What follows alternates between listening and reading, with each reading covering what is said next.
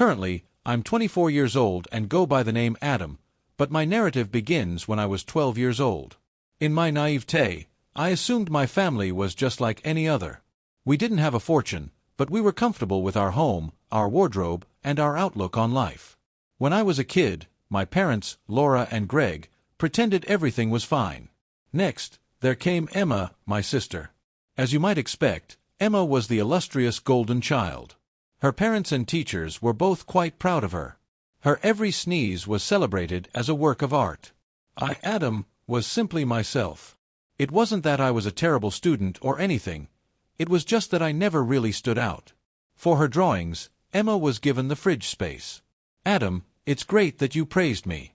Seriously though, I didn't hold Emma in contempt because of that. They shouldn't have treated her like a prize while they ignored me. It wasn't her fault. However, I was left with the distinct impression that I was unimportant. The day it went wrong began, in any case, somewhat ordinarily. I was alone in my room, playing with some vintage action figures that I hadn't gotten around to putting away quite yet. Afterwards, Laura summoned me downstairs in that peculiar tone that parents employ when attempting to appear composed, yet you can sense that something is amiss. Perhaps I had forgotten to put away the milk or finish a task, I thought to myself.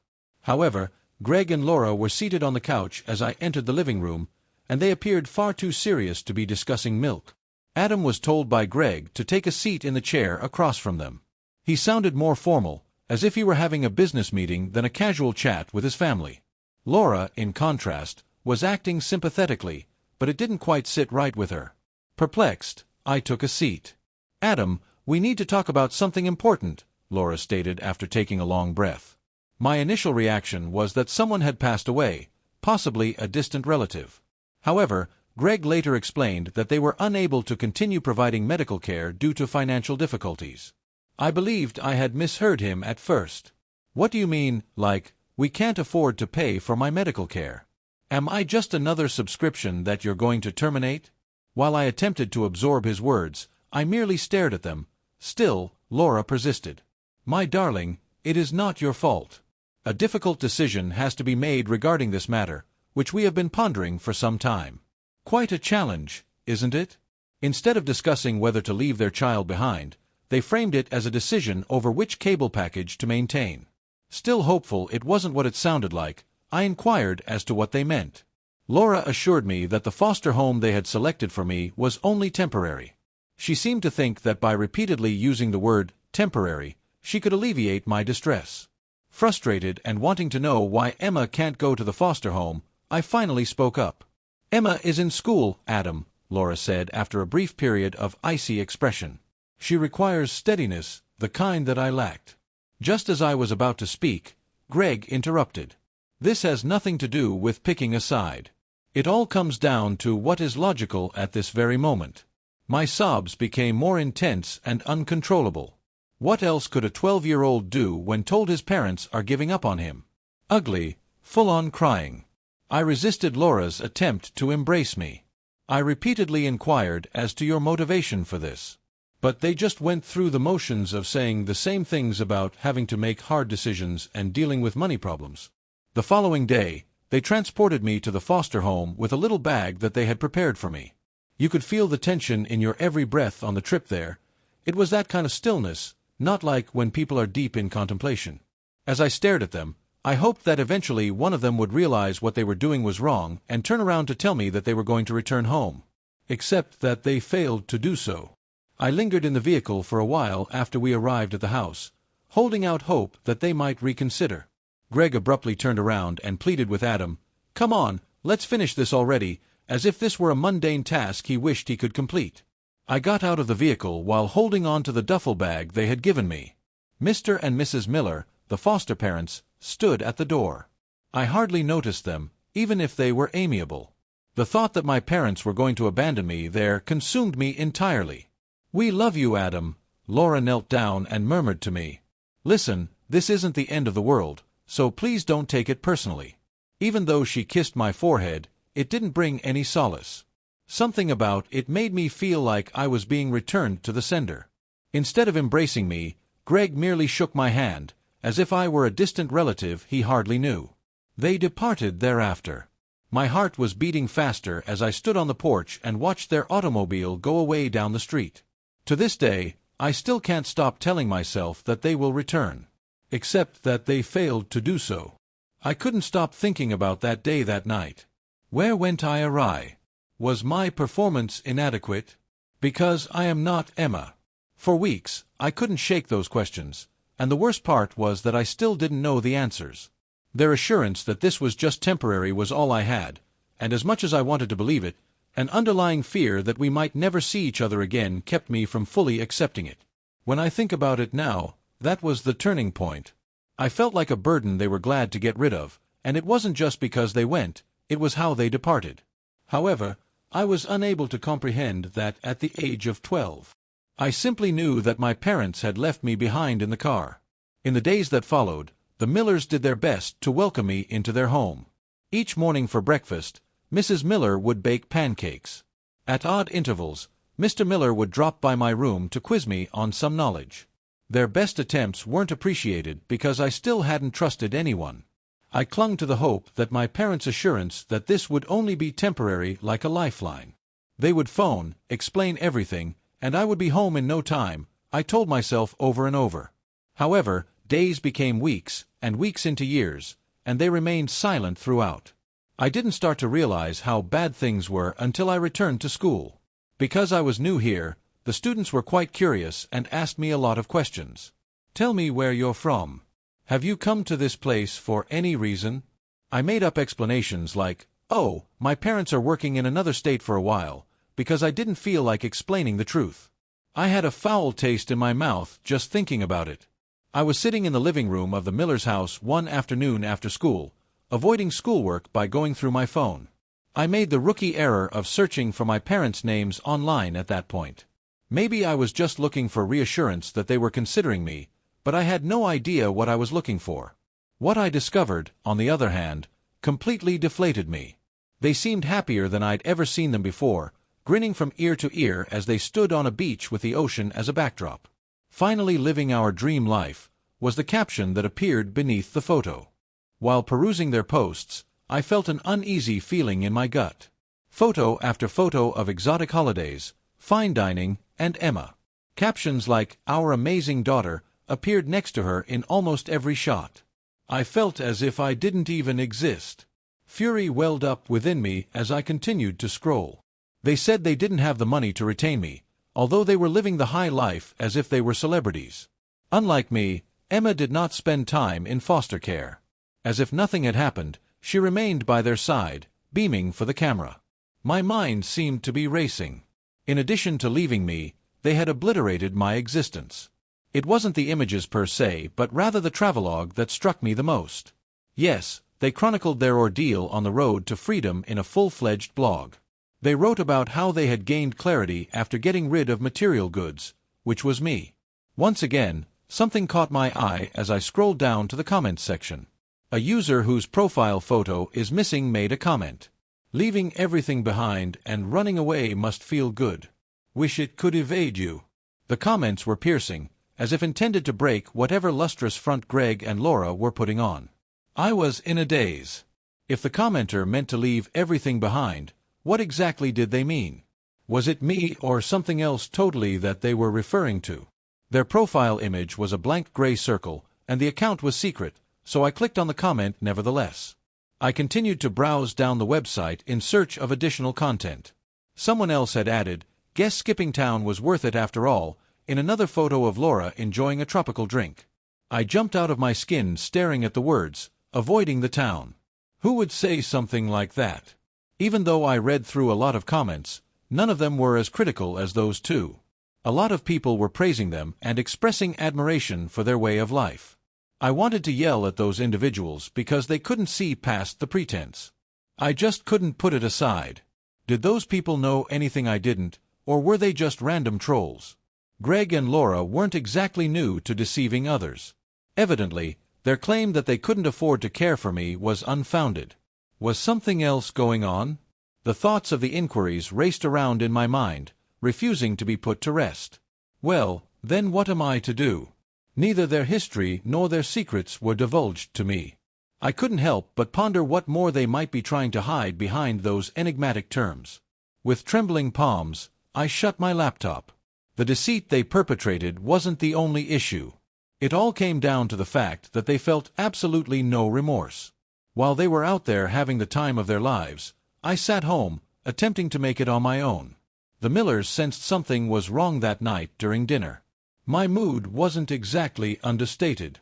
"You all right, Adam?" Mr. Miller inquired as he put down his fork. I didn't want to get into it, so I mumbled something. There was no slacking off for Mrs. Miller. She spoke softly, assuring us that we were available for you if you needed someone, but that we didn't expect you to tell us if you weren't ready.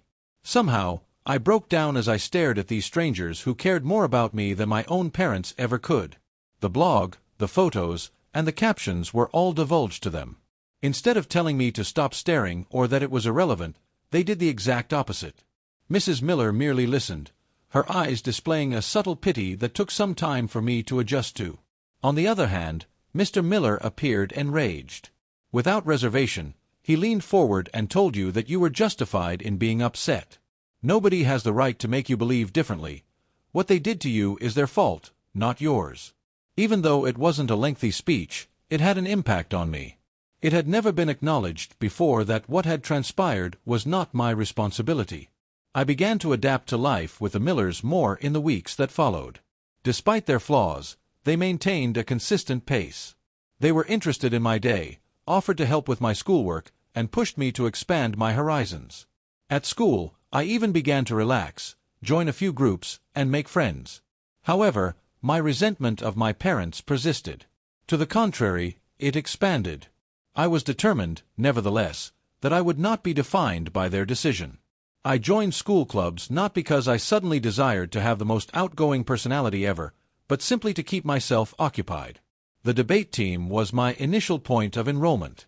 Why not put my experience debating to good use? Greg and Laura had prepared me well, after all. I ended up becoming really competent at it. Next, I secured a part-time position. After weeks of Mr. Miller implying that I might want some spending money, I finally gave in and applied to a nearby bookstore.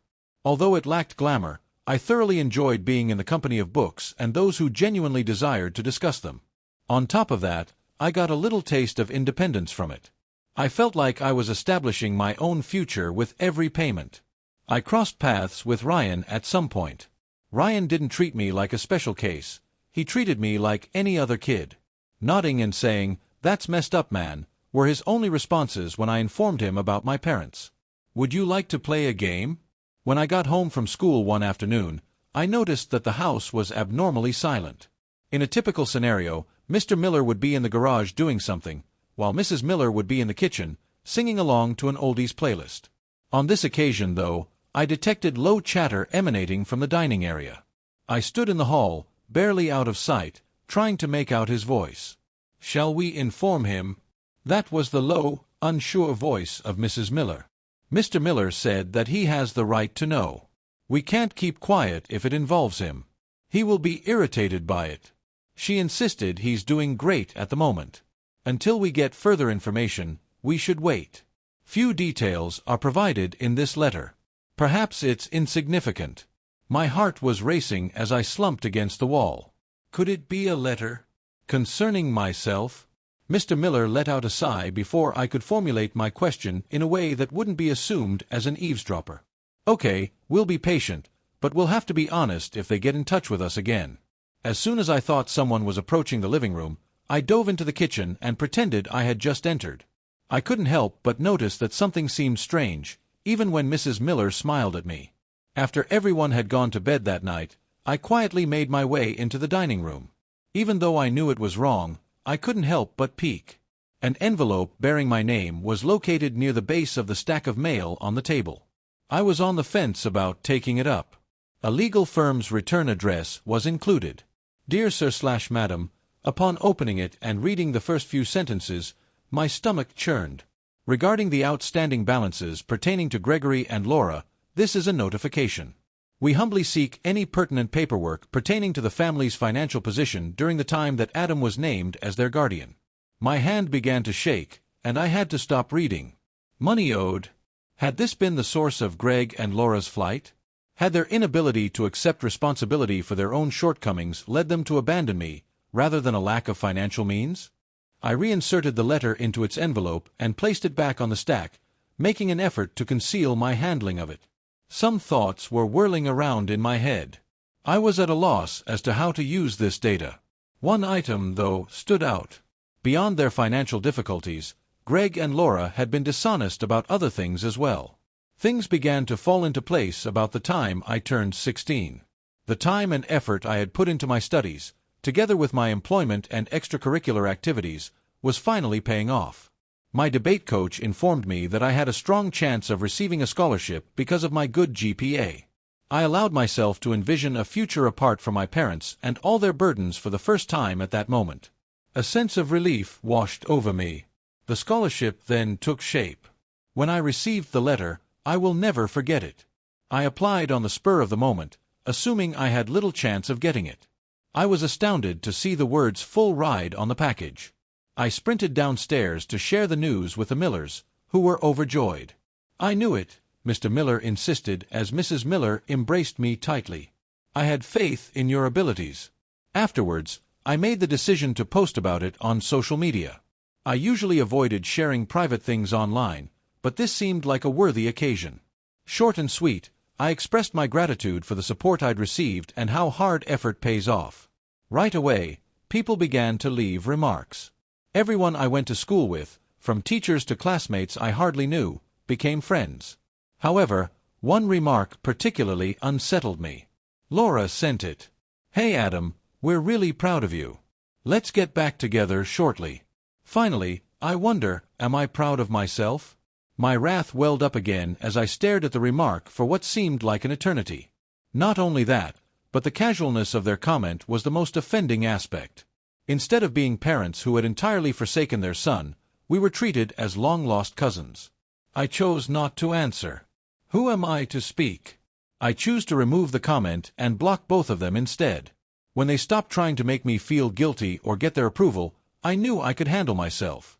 My life now has direction thanks to the scholarship. I dove headfirst into my studies, hell-bent on proving to myself, and perhaps to them, that I could achieve success even without their assistance. I found Mr. Miller's mini-lessons on financial literacy to be quite engaging. I learned budgeting, saving, and the importance of looking ahead from his lessons. It wasn't flashy, but it served its purpose, and I felt more in charge than I had in the past. I also began after-school tutoring younger children after their encouragement. I discovered I had a natural talent for making complex ideas easy to understand, which was completely out of my comfort zone. Furthermore, it was rewarding to assist suffering children, particularly because I understood the feeling of being left behind. Ryan once inquired about my long-term objectives during our tutoring session. As if it were the most unimportant question ever, he asked, "Where do you see yourself in 5 years?" while reclining in his chair. I hesitated for a moment before responding. "All I want is to be secure, to have a home of my own, a life of my own, and to no longer feel dependent on anybody." "That's solid," he grinned. "Enjoy yourself while you're at it." The things Ryan said stayed with me. My insistence on being right had consumed me to the point that I hadn't given anything else a chance. Consequently, I vowed to myself that I would strike a balance. Despite my typical reluctance, I found myself saying yes to more and more things, and I kept working hard. Fun things to do with friends include going on impromptu road trips, playing games, or even just spending a Sunday afternoon in the park. It was little, but it served as a reminder that life isn't always drudgery and misery. I felt like a new person by the time the year came to a close. I was no longer merely surviving, I was flourishing. Ryan had become more like a brother to me, the Millers had been my rock, and I finally felt like I was walking my own road. Even while I still felt their absence on occasion, it never defined who I was. It encouraged me to keep going, if nothing else. After my graduation day arrived, things started to change. I had hoped that it would be the pinnacle of my efforts. Today was the day I would be able to boast to my loved ones, "I made it," as I stood tall among them. There was a haze in the weeks preceding graduation. Thinking was a real challenge. In the aftermath, the Millers intended to host a modest party at their house, and they couldn't contain their enthusiasm. It seemed like everyone was truly excited for me, including Ryan, who usually brushes off sentimentality. As if it were yesterday, I can vividly recall the morning of my graduation. My thoughts were constantly racing with memories of the many hours I had spent studying to prove to myself that I could succeed, beginning with the moment my parents abandoned me on the Miller's porch. Everything was on my mind. That evening, Mrs. Miller pressed my graduation gown and left it hung on my bedroom door with a message that said, "So proud of you, Adam." It brought a smile to my face. The note wasn't the only thing. All of their help over the last 5 years was summed up in it. No longer were they only foster parents. My actual family was those people. Everything about the ceremony was standard fare. Time seemed to stand still as I strode across the stage to get my diploma when my name was called. As if I were a rock star, I could hear Ryan and the Millers yelling my name over the roar of the audience. It was perfect in every way. Unfortunately, I've learned that nothing ever stays great for very long. We met outdoors to take pictures after the wedding. Ryan was making crude comments about how my graduation was likely scribbled in crayon while the Millers were beaming. Surprisingly, Emma, whom she generally keeps to herself, had even shown up. Before I met them, everything in my world seemed to be going according to plan. The couple, Greg and Laura, stood just outside the throng. Initially, I believed my eyes were deceiving me. In addition to not inviting them, it had been years since I had laid eyes on them. They seemed to be searching for something as they scanned the audience in attire befitting someone fresh off a cruise. Or even an individual. In the hopes that they would depart once they understood I would not respond to them, I did my best to disregard them. But Greg saw me staring at him, and he began to approach me while pulling Laura close behind him, just as I was about to look away. As they drew near, their expressions contorted into masks, and my heart raced. "Adam," Laura proclaimed, her voice far too upbeat for a parent who had left their child behind. "Wow, you've really matured." Greg gave me a friendly tap on the shoulder as if we were hanging out like old friends. "Son, we are incredibly proud of you. We are all celebrating a monumental occasion today. Every single one of us." I couldn't help but giggle at the boldness of the statement. I stood there frozen, not knowing whether to yell, sob, or flee. Standing a few steps away, the Millers and Ryan seemed perplexed yet hesitant to get in. "Why are you in this place?" Despite the trembling in my palms, I asked, maintaining a calm voice. "We came to celebrate with you," Greg replied with an air of casual normalcy. After Adam admitted that they had messed up, Laura spoke with an air of fake sincerity, saying that they had always wanted what was best for Adam. "Your absence has been deeply felt. We all agreed that now is the best moment to get back together as a family. What gives you the right to claim my family?" "I told you. You just cut me off. You neglected to inquire as to my well-being before abandoning me with complete strangers. And now you're trying to act as if it never occurred." Laura's grin wavered, and Greg's cheeks flushed. "That's not fair, Adam," Greg replied while attempting to maintain composure. "With everyone's best interests in mind, we acted accordingly. Optimal for all parties involved." I fired back. "I hope what's finest for you is fulfilled by you. Quit pretending that you did this because I asked you to. I was attempting to figure out how to survive without you, while you were having your dream life." People were beginning to take note at this point. With expressions ranging from worry to wrath, the Millers inched closer. The most surprising thing was Emma. "You don't get to ruin this for him," she told Greg and Laura as she approached them directly. "That's all you need to do." She had never before stood up to them, and I was very proud of her. As Greg attempted to dispute, Laura yanked on his arm and whispered something about making a fuss. Their expressions were a mixture of annoyance and sympathy as they turned and walked away from me for the last time. An embrace from the Millers and a reminder that the day was about me, not their problems, were the first things they said when they saw me struggling. While saying something about how I should sue them for emotional damages, Ryan gave me a tissue, and I couldn't help but laugh. What followed was a haze. Returning to the Millers' house, we marveled at the colorful balloons and streamers that adorned the backyard. It was a brief respite from thinking about Greg and Laura, and I relished the opportunity to be in the company of those who genuinely mattered. After everyone had gone to bed that night, Emma and I sat on the porch. "I apologize for everything," she whispered as she stared at me. "You were correct. I had missed it. They subtly influenced us. Their self-interest is their exclusive concern. Since I was at a loss for words, all I could do was nod. There was a long period of quiet while we sat there. It was sufficient for me to feel that Emma and I were in agreement. Graduation wasn't the only thing happening that day. It was about severing links with those who had sought to bring me down and eventually standing up for what I believed in. Despite its difficulty, it was essential. Still, I had a feeling my folks weren't finished yet. Something seemed wrong when they suddenly started communicating with me and insisted on re-entering my life after all these years. I was absolutely correct. Laura emailed me 1 week following my graduation. My first assumption was that it was an apology, but I soon realized that this was not the case. It went on for a long time and was full of excuses and half-truths. She detailed the challenges they had faced and how they had erred, but how they had prioritized my welfare above all else. "We hope we can get past this and be a family again," was the next blow she dealt me. "To put it simply, you have our utmost admiration and pride. It would mean a lot if you could lend us a hand right now. Will you lend them a hand?" Following all that they had done, or rather, failed to do. The audacity to seek my assistance is astounding. It made you chuckle in a way that makes no sense. I chose not to answer. Even when I blocked their address and removed the email, the resentment remained like an unwanted houseguest. More for her own interest than anything else, Emma had been closely watching them. She told me all about their recent mischief. They went bankrupt attempting to keep up appearances of their dream life, and their travel blog was a complete failure, leaving them with negative debt and credit.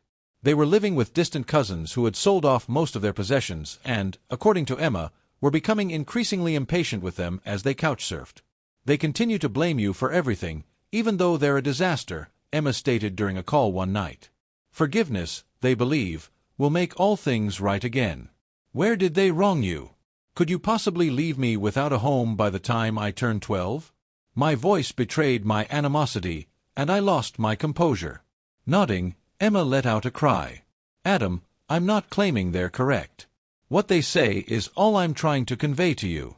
I didn't rejoice in their demise, but I also didn't feel sorry for them. The decisions had been taken, and now they had to face the results. At the same time, I was making progress in my life. A notification on my phone one day rendered me stunned. I was discovered on LinkedIn by Greg and Laura. They commented on my post regarding my forthcoming scholarship. "Hey Adam, we're really proud of you. I hope we can meet up soon." Almost word for word, it mirrored the remark they had made on my graduation announcement. Their familiarity with LinkedIn was very unexpected to me. Even if I blocked them right away, it wasn't sufficient. My colleagues, teachers, and even the Millers were among the people they began messaging in my network. The texts were consistent. They lied about how I had abandoned them and tried to make them feel guilty. One of the messages made it to the bookstore's boss, who eventually took me aside to find out what was happening. "Someone who claimed to be your parent emailed us, but she insisted she wasn't interested in winning a prize." It felt strange. Let me tell you, I felt really terrible. I apologized deeply. Honestly, they don't figure into my life at all. Leave it to me. My manager should be commended for not interrogating me for specifics. "Well, if they annoy us again, please let me know," she simply nodded. "We are here to support you." The news relieved me, but it also revealed Greg and Laura's willingness to go to extraordinary lengths. Their interference in my private life was excessive. Additionally, they were attempting to undermine my professional one. This is when Emma decided to step in and publicly shame them on her social media. Without holding back, she described how they had deserted us and denied responsibility for what they had done. She expressed her gratitude for their unwavering support as she and Adam fought to restore their lives. "They owe us nothing." Hundreds of people chimed in to bolster her post, and it quickly went viral.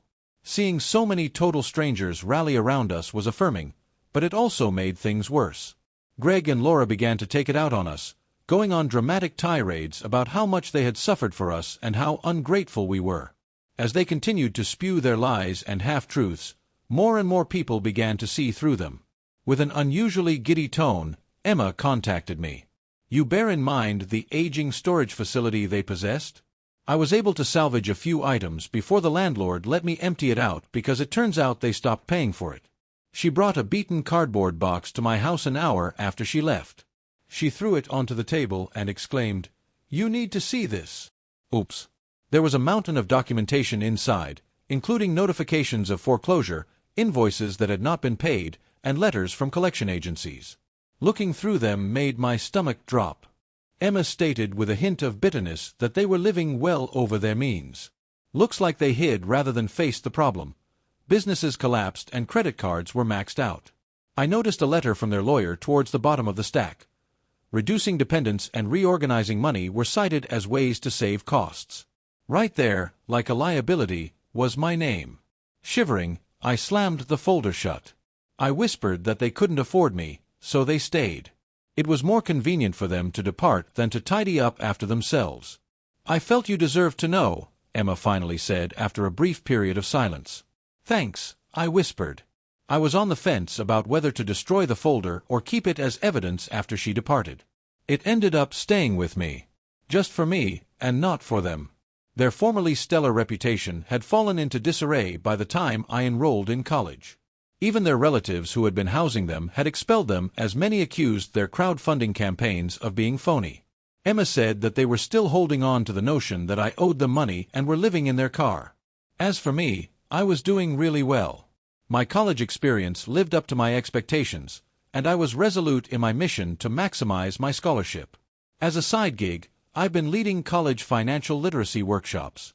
It wasn't much, but it felt nice to give back, especially after learning so much about personal finance from the Millers. While I was in the middle of the second semester, Emma called me. Her tone was a mix of annoyance and disbelief as she remarked, "You're not going to believe this." At my apartment, they rolled up.